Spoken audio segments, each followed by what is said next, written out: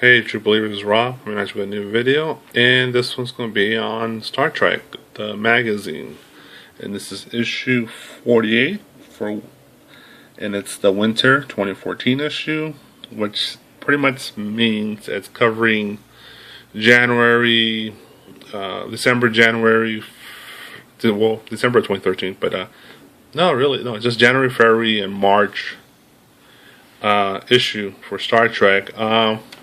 Star Trek is kind of weird. It's not like the Star Wars magazine, which is monthly. This one tends sometimes to do a monthly issue, or I'll go to a quarterly issue.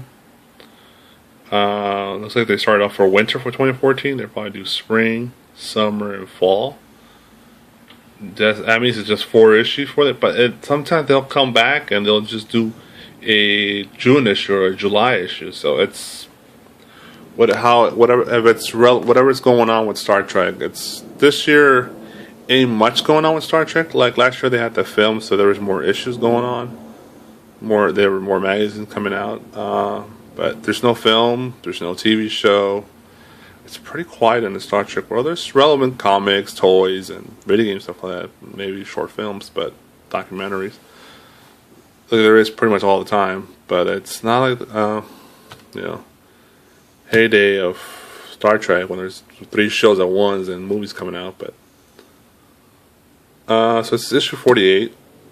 It's not as been around long as the Star Wars one, which is like 148 or issue, yeah. So like 100 more issues. So I'm a Trekkie besides a Star Wars fan, and if you want a somewhat up-to-date information on Star Trek and what's coming out and stuff like that, just articles and interviews and stuff like that, this is your best bet. Besides, Star Wars blogs Star Trek blogs on the internet and stuff like that, or websites, which is cool as well. But I like magazines, so this issue 48 Star Trek says, what's the big thing about it? It's a Bruce Greenwood exclusive interview, Every Man's Movie Star. It says plus news, reviews, and interviews. Has the contents here. Windsor Federation's first 150 years book. Return to Vegas.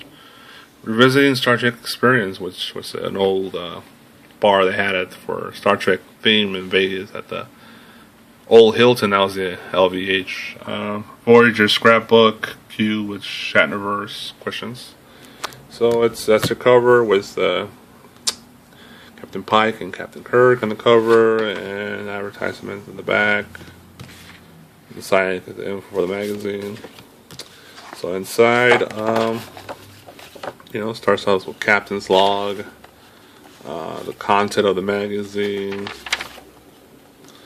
The status report is just up-to-date information, what's going on with Star Trek, and different articles, and what's and goings on, stuff like that.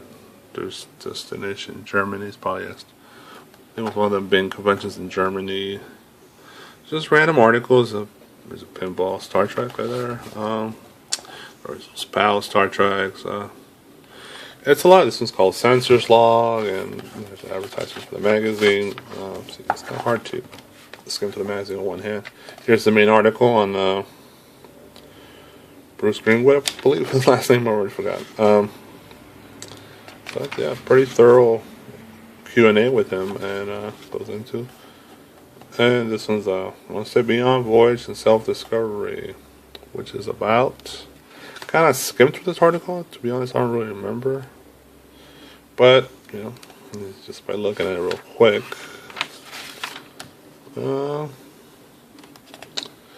it's just, well, to be honest, I have no clue what's article. All right, I'll continue on. Discovery Country. Article there, just tons of stuff. Resurrecting Kirk, discussion on William Shatner, Captain Kirk, and just information about him and his character, what's going on with him, stuff like that. His character, how he's involved in the fictional books and stuff like that. Here's an article on the experience at the Las Vegas Hilton, which was before Now it's still there technically, but just like an empty kind of room with. I think it has a bar, but it's not. When I went by there, was nobody there. When I went recently, like a couple months ago. Yeah, it's an old deal. It's pretty cool. A little history on the Star Trek experience here. Here's an article on this Klingon. I forgot the name of the character, but the name of the actor is Michael Ansara, and a Syrian-born actor. And it's a pretty cool Klingon this episode. I can't remember the name of the episode. Oh yeah, name is Kang. That's right. That's right. You see, but yeah, it's tons of stuff. It's a little more thicker than the Star Wars magazine. It has more stuff in it because it's not monthly. They have to stuff more stuff into it, but just tons of stuff. It's set up the same way as the Star Wars magazine, so if you've seen that magazine, you know what to expect, but just different topics, Star Trek. So that's pretty cool. I dig it. It's one of my must-buys. So I buy Star Wars and Star Trek magazines every time they come up with a new one, and I don't buy those. I know they come out with those yearly specials. It's just mostly just a magazine full of pictures. Really, that's what it is. And they run you like $15 the magazine, but to me it's not worth it. $15-$20 sometimes. If if you're into collecting, I guess. Well, if you're really a completist, and you must have it. But I did it before in the past, and they don't get it. I'm not falling for that trick anymore. So not spending extra money in that magazine. It's not really worth it. But these are cooler because it's more up to just what's going on with the world of Star Trek and stuff like that. So yep, that's it. Star Trek magazine. So keep on being true believers. Keep on collecting. See you later. Bye.